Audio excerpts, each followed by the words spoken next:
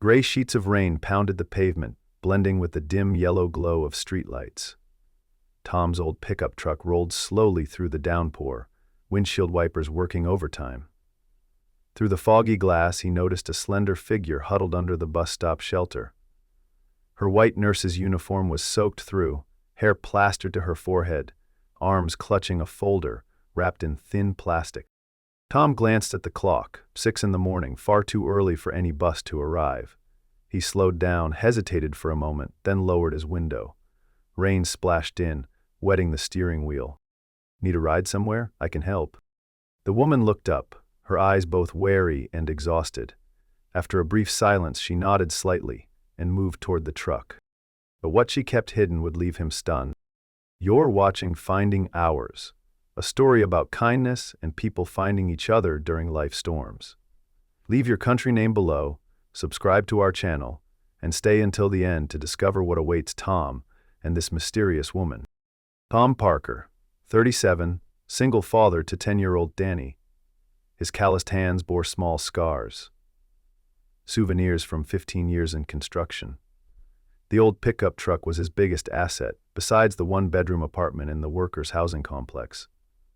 Every morning he woke at 5, prepared breakfast for Danny, and dropped him off at the neighbor's, a woman who had looked after Danny since his wife left 3 years ago.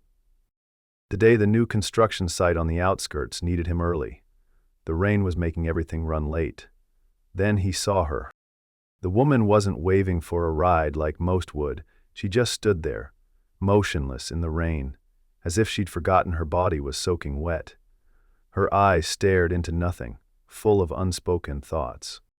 "Thank you," she said quietly as she climbed into the truck, her voice deep and tired. The folder clutched tightly against her chest like a treasure. "I'm Tom," he said, eyes still on the road.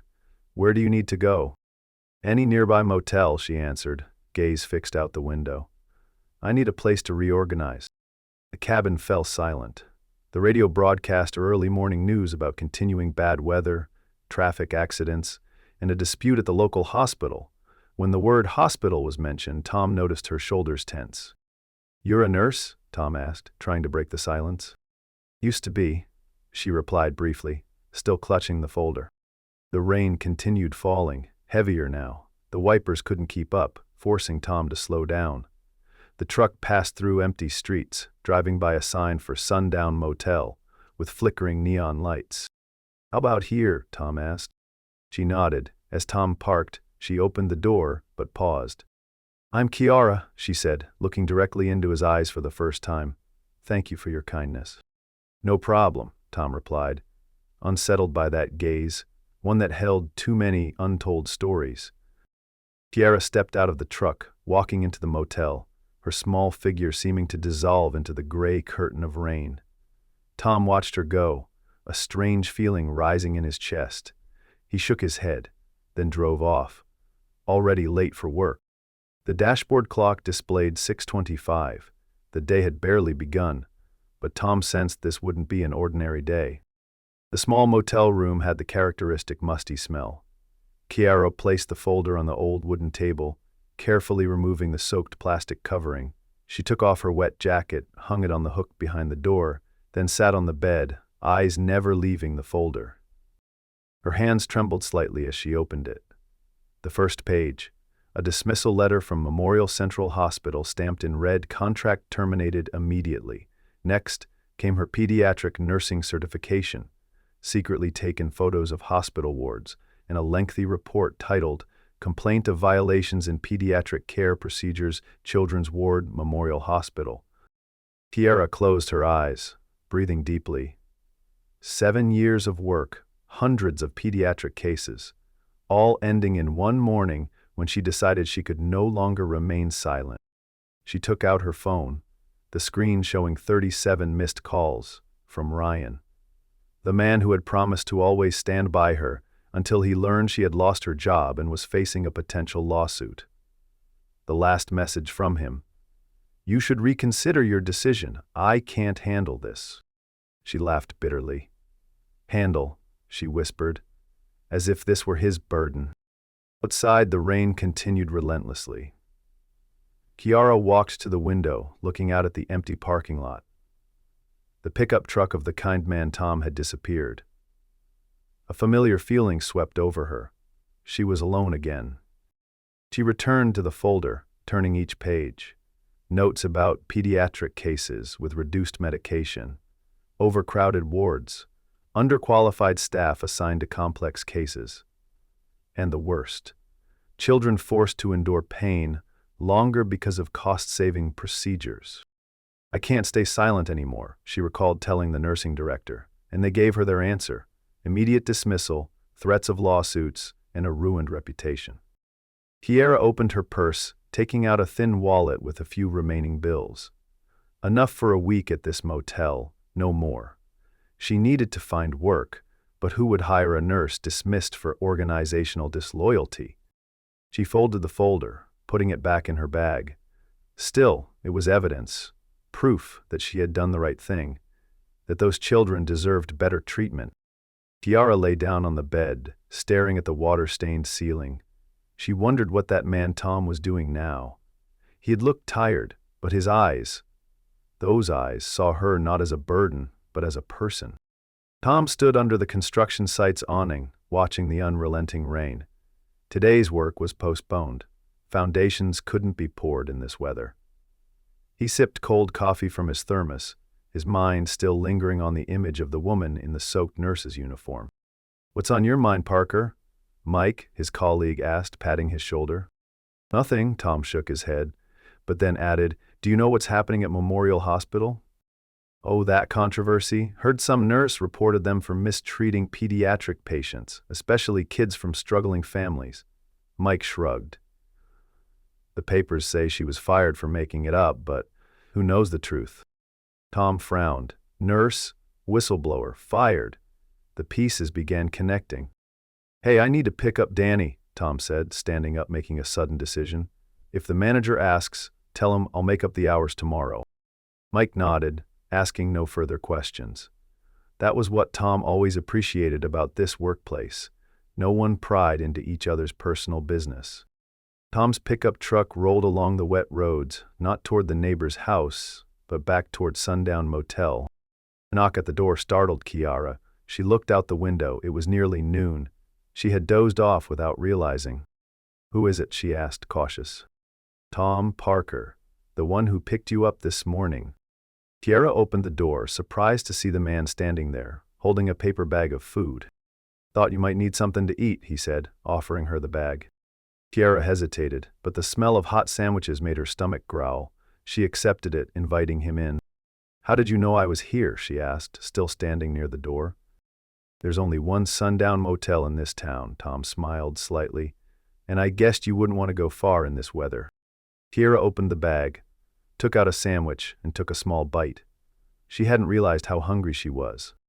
"Thank you," she said softly, "but I don't understand why you're doing this." Tom glanced around the room, his eyes stopping at the folder on the table. "You were a nurse at Memorial, weren't you? The one who reported them?" Kiara stiffened, putting down the sandwich. "Why are you here? Reporter? Their lawyer?" No, Tom raised his hands. "I'm just a construction worker, and—" He paused, weighing his words. "I have an offer." Tom explained about the construction site, about having no medical staff on site as regulations required. They had hired a young graduate, but he had quit after a week, unable to handle the working conditions. "It's not an official position," Tom said, "just filling a gap. Cash payment daily, no contracts or paperwork needed." "You don't even know if I'm a real nurse." Kiara looked at him, skeptical. "I saw how you held that folder," Tom pointed to the papers on the table. "And the way you talked about the hospital. Whatever happened, I believe you're a good person." Kiara laughed, softly, bitterly. "A good person. That's what cost me everything."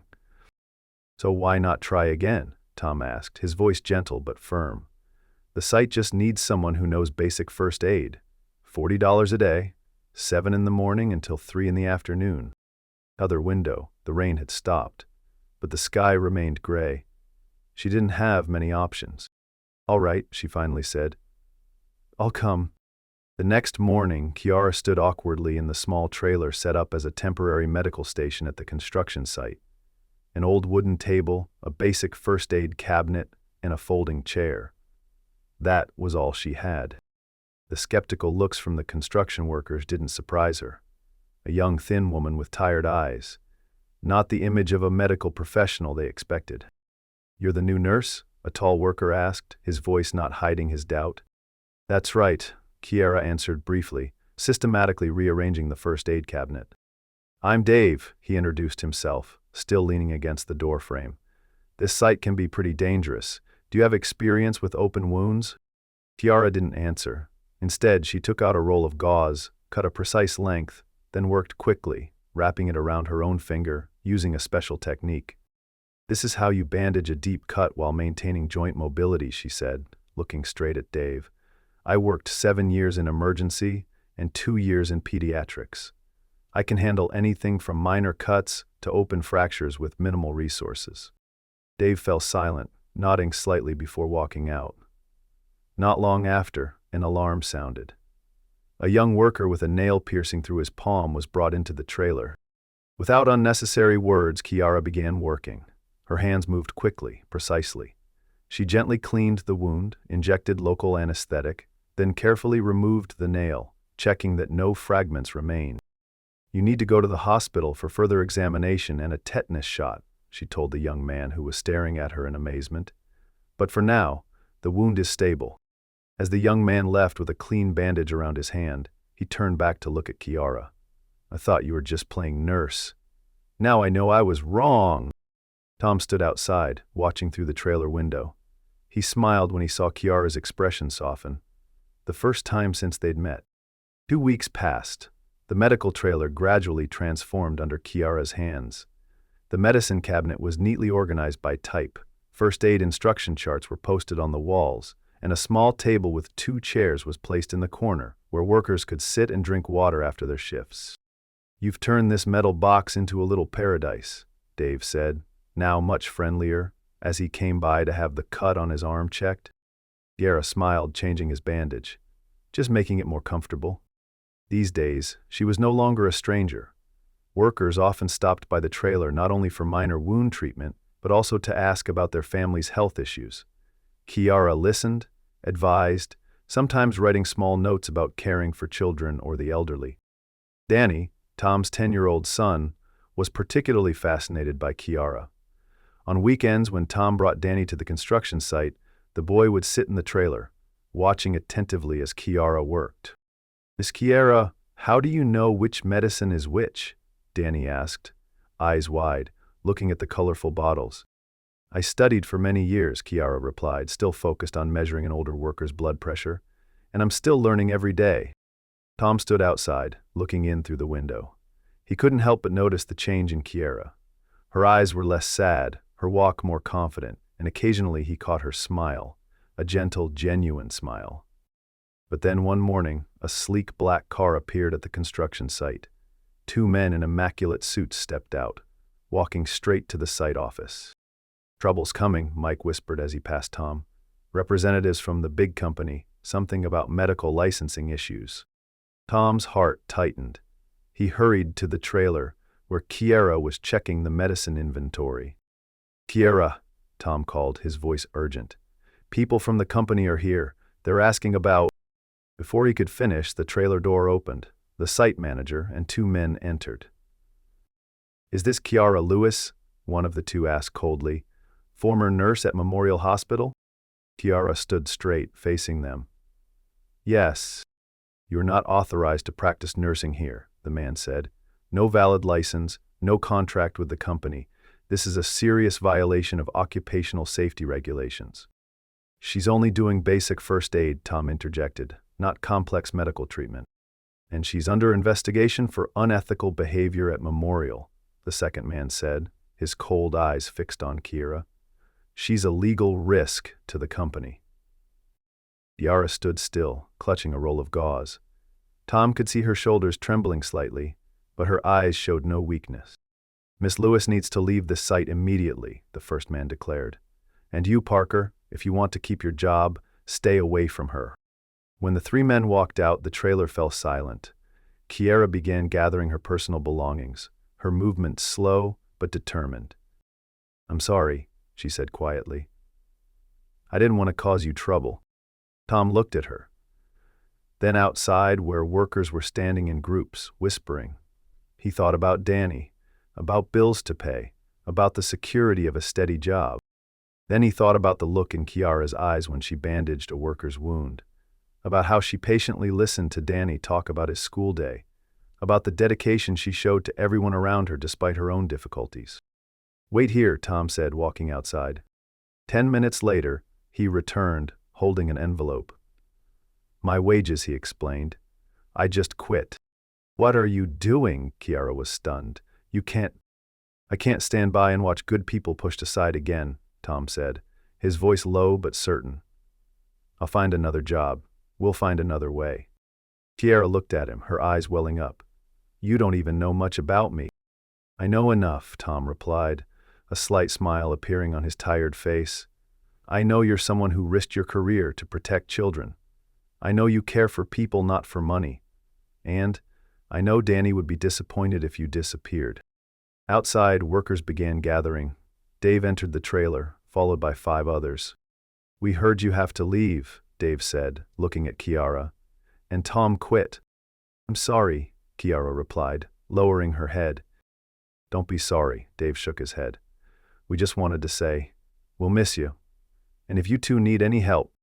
Another worker stepped forward, placing an envelope on the table. "Not much, but we collected it. Consider it a thank you." Tom and Kiara looked at each other, both speechless. Tom's old pickup truck parked by the roadside, its back converted into a simple mobile clinic, a folding table, 2 chairs, and a medicine cabinet securely attached to the truck wall. A tarp was stretched up like an awning, creating a private space for those needing care. "Do you think anyone will come?" Kiara asked, looking at the empty road ahead. They had chosen a suburban area where many working families lived, many without health insurance or money for hospital visits. "Just need one person," Tom replied, attaching a small sign to the truck. "Basic medical care, free." 3 weeks had passed since they left the construction site. Tom had found temporary work at a nearby lumber yard.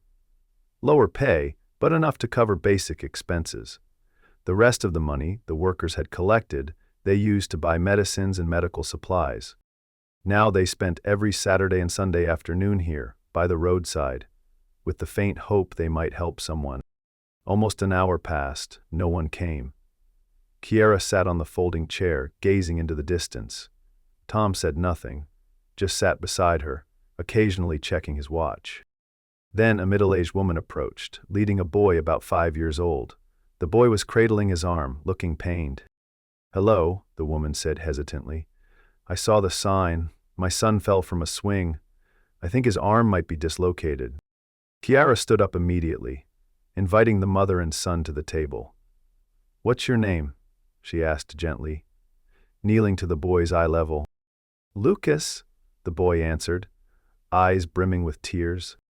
"Lucas, I'm going to look at your arm, okay? It might hurt a little, but I'll try to be as gentle as possible." With skilled hands, Kiara examined the boy's arm.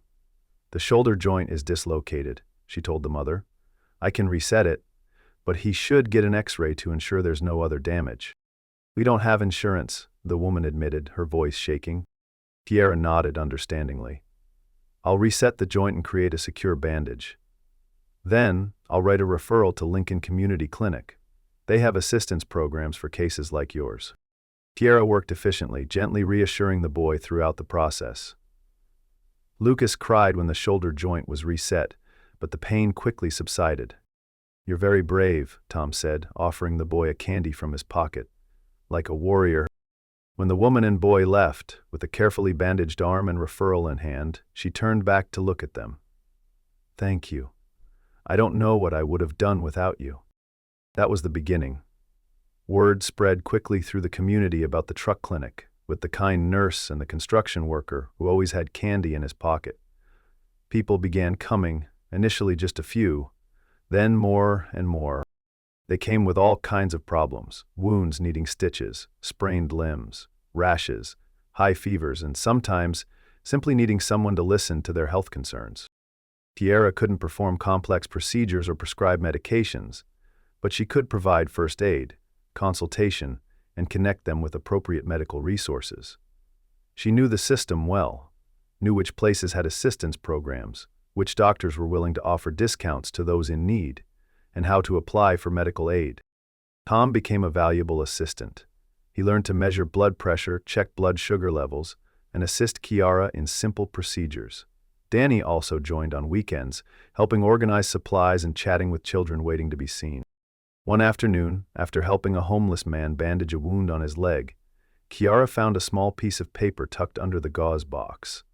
It was a child's crude drawing, a nurse figure, standing beside the truck, with wobbly handwriting.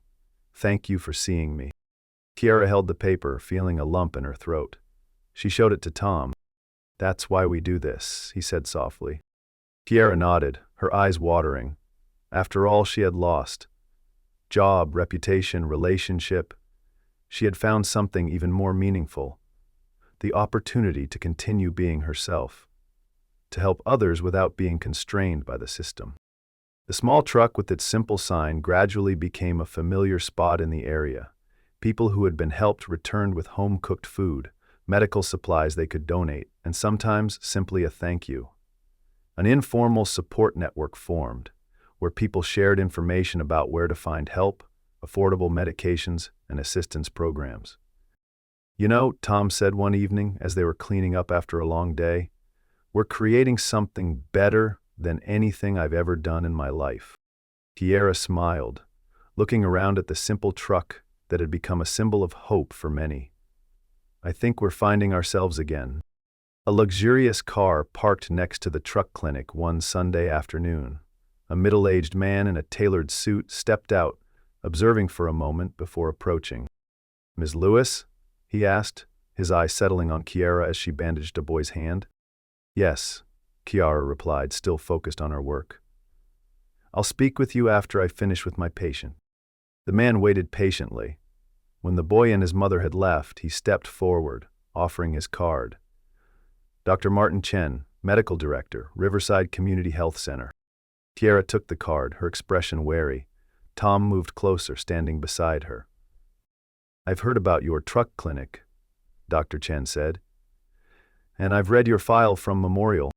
"So you know I was fired," Kiara said directly. "I know you had the courage to do the right thing," he replied. "Memorial is facing an investigation after several other nurses spoke up too. You started that." Kiara was speechless. It had been so long since she'd heard anything about the case, had convinced herself all her efforts were in vain. "I'm here to offer you a position at Riverside," Dr. Chen continued. "We're expanding our community outreach program, and you're exactly the kind of person we need. Someone who truly cares about patients more than systems." "I no longer have a license to practice," Kiara hesitated. "That can be restored," he affirmed, "with our support. Proper salary, reputation restored, and most importantly, the opportunity to continue the work you love in an environment that respects professional ethics." Kiara looked at Tom, then back at the simple truck that had become her second home these past months. "I need time to think," she said. "Of course," Dr. Chen nodded. "This is a significant opportunity, Ms. Lewis. You deserve to return to your profession." That night, in Tom's small apartment after Danny had gone to bed, Kiara and Tom sat by the window, looking out at the city bathed in dim lights. "Do you think I should accept?" Kiara asked, her voice subdued. "It's a great opportunity," Tom replied, trying to keep his voice normal. "You'd be back to real work, recognized, properly paid." "True," Kiara sighed, "but I don't know if I really want to go back into that system. Even if it's better than Memorial, there will still be rules, paperwork, reports, things that sometimes prevent us from truly helping people." She looked out the window toward the area where they usually parked the truck.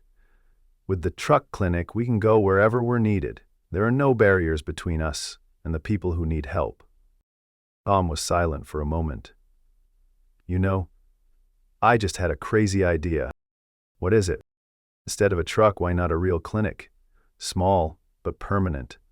A place where people know they can always come.